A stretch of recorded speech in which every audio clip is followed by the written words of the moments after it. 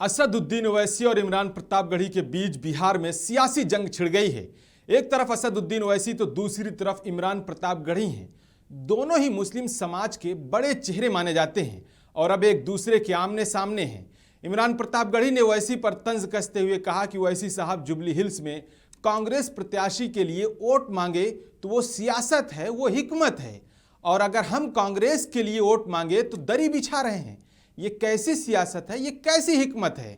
मुसलमान को गाली मत दीजिए।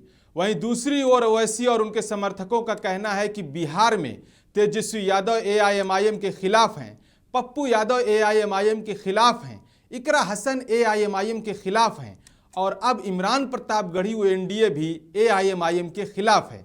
तो इसका मतलब साफ है कि एआईएमआईएम अब एक मजबूत पार्टी बन चुकी है जो सबके निशाने पर है। बिहार में ओवैसी और इमरान की इस जुबानी जंग का असर मुसलमान वोट पर तो जरूर पड़ेगा, लेकिन देखना यह है कि सीमांचल की जनता किसके वायदों और किसके कामों पर भरोसा करेगी।